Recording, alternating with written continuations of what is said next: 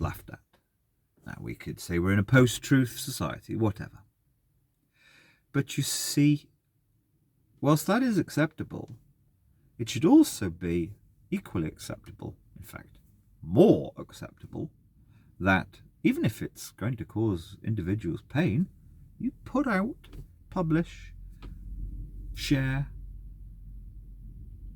real things, truths, even painful truths. That's healthy.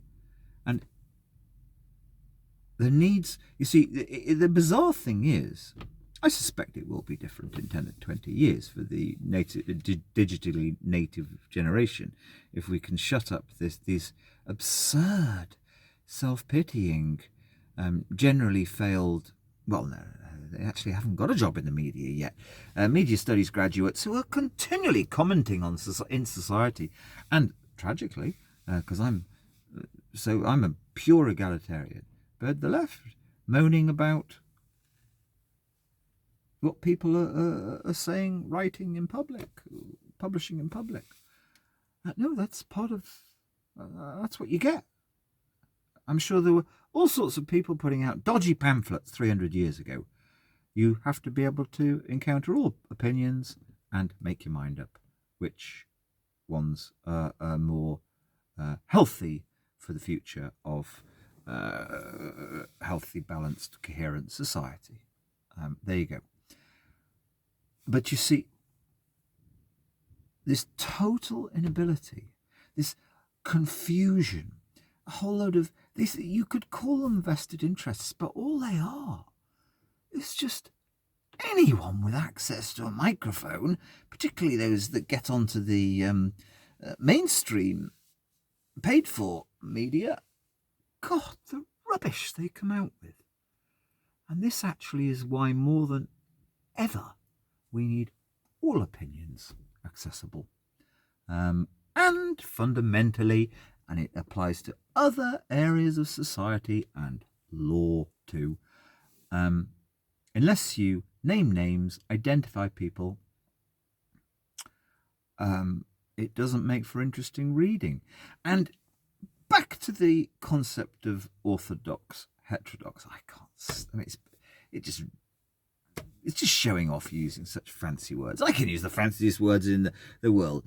Concomitant, lacuna, ascidia, there you go.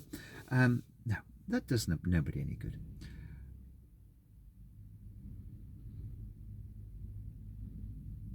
What was I going to say? I was going to say,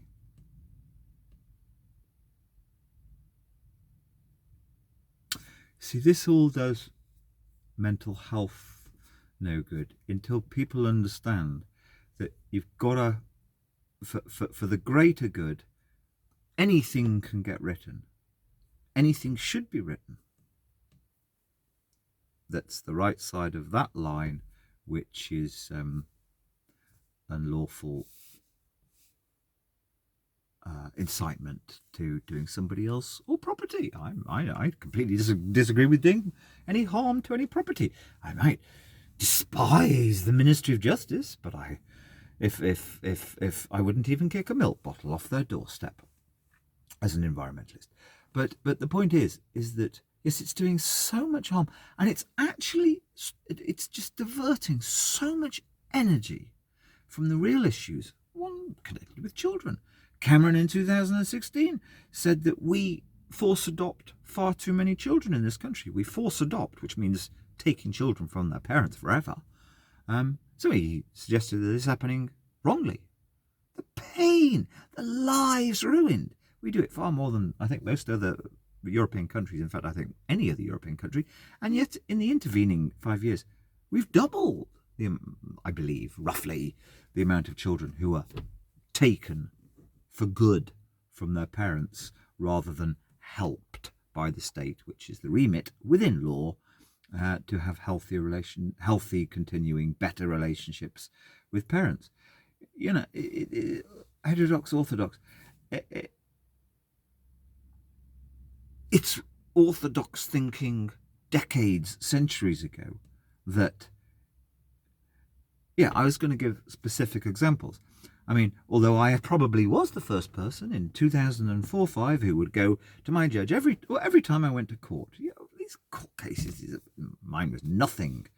You can end up going to court 20, 30 times, and the absurd, frankly disgusting things you hear from these so-called professionals. And when you win, well, that proves they're disgusting. Mr. Shepherd, hope you lost your job. I don't have any chip on my shoulder, but you need to be able to write the truth. I would go into court. Doors should be open, which is shorthand for reporters. There is nothing in this case. I mean, a judge is quite capable. If something comes out which is beyond this sort of test, which was apparently meant to be in my name, of what's potentially so harmful for a kid, the judge is quite capable of saying, excuse me, anybody who heard that, we've got to keep that quiet. You get an injunction or done for contempt. You would be committing a contempt if you broke the judge's ruling. There's nothing wrong with that. It's called a grown-up world. And also that educates those monitoring, reporting on, not that anybody does go in to report on, that educates, that creates the culture. You see, you have to have your culture. Your culture within all of these matters has become infantilized. The culture has to be, there is an understanding across the board, from the parents who have to go into such court cases to any other professional, that anything in this room, generally, we can share sooner or later, in name. But then if we encounter something so hurtful, we have to work out what we do about that as a society, as ordinary people. And there are plenty of other instances in life where we apply that. There's nothing wrong with that. But yes, so I would go, doors open. Everybody, like, you're a heterodox anarchist, lunatic. 5 years ago, 10 years ago, I think, really, the reforms were being made that will happen.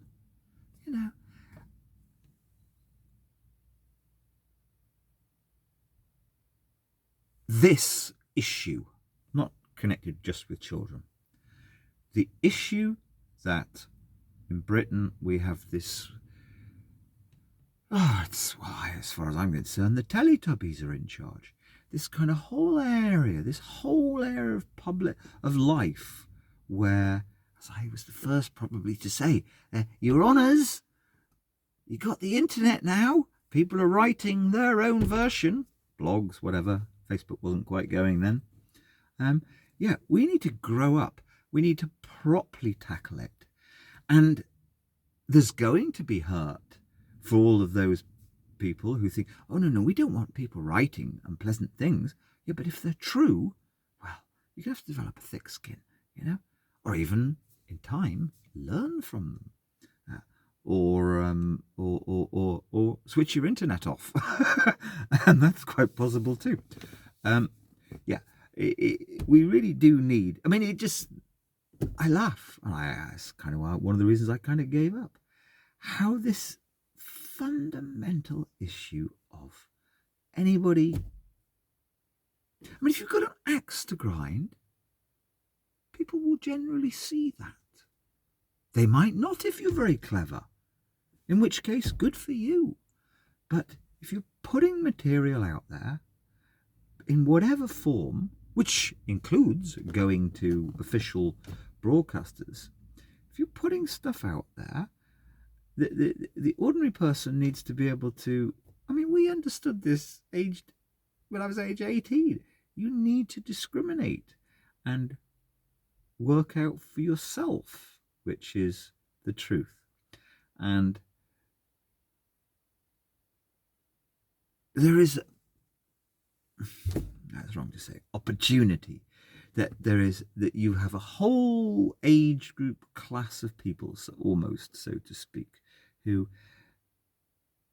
if they could deal with this issue, the confusion over putting stuff out, if they could deal with this issue conclusively, well, they'd be doing a good thing. I'm here to advise. But that's not what this is for. This is only, and I probably haven't done it very well, but the whispering campaign, although I don't wish to share or identify or in any way write about anything. Oh, I have several other venues where I write about environmental things, etc. But I'm only interested in trying to provide an entertaining, informative insight into a few years, mid double O's.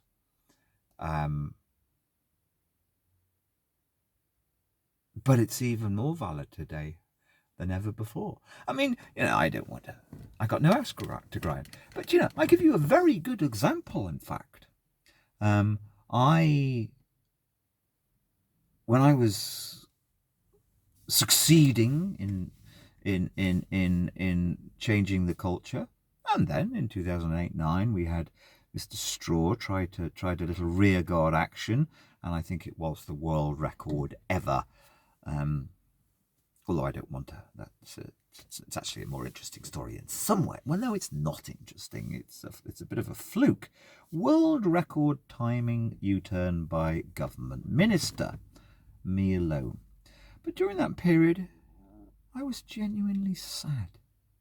A few years earlier, my closest ally ran a very big internet operation where he actually became, to a certain extent, respected by leading newspapers, including the Daily Mail. The specific journalists and managers would refer to him, would give him stuff. He wasn't a particularly educated friend, and I don't want to in any way identify him, because I found it tragic that a few years later there were some legal matters regarding his own family. Oh yeah, a very good example of heterodox orthodox. I mean, just using those words it makes my skin crawl. During this period, the 2000s, virtually all of these great good burghers, middle-aged, thoughtful, very well educated, mainly London-based people, you couldn't talk to them about co-parenting, shared parenting. They were campaigning for reform, but within them it's like, oh no, we're never going to get that. What are you talking about? We don't really like to talk about that because it's not going to happen. We don't want to get anybody's hopes up. Now, it just so happened that last year, to the 2020, I spent time with quite a few local parents, supporting them and befriending them, helping them as everybody was in such stress with kids. And actually, I was really, really quite shocked that for not very well educated people, that phrase, the concept that you will share parents, you will do more or less 50-50, they have it as the norm. Now, everybody in the 2000s, including many on my own side, this is not going to happen. Don't talk about it. And I battled, and it did happen. Now it's orthodoxy, which is a very good example. What was I on before that? Yes, my closest ally. Despite carrying so much material about things like shared parenting, although he was the go-to place for publicising injustices in court systems and dealing with this thing that I call the monolith, the system, the vested interests, the lot of them. And it came to his own family matter, and I was his advisor. He didn't want to push for shared parenting in its own matter. Now, of course, if I'd have written a blog post about that, he would have been actually violently aggressive towards me. And one doesn't like ever to point the finger to any individual. Particularly, I kind of loved this man. But I think there's a greater responsibility to society, to truth, to universal, permanent, time immemorial truth. Lots of us can get it wrong. That still is a painful example for me to think about. And in a way, in fact, no, the honest truth is, I had a responsibility to write that one up. Particularly as this man, his whole existence was writing up bad practice all over the place. But even he, you see, would have had the setting inside himself that he would be in the right to aggressively and unpleasantly attack me when, in other words, he didn't understand that the freedom, the responsibility to write anything is a universal that we should all elevate above all else. And if his ally were writing a very unpleasant truth for him, he should protect that. It's actually a very good example. You see, that's the point. Even campaigners, activists, people who dedicate their lives to just causes that have been shown to be accepted and true by many people in authority, in this country, they don't even understand that these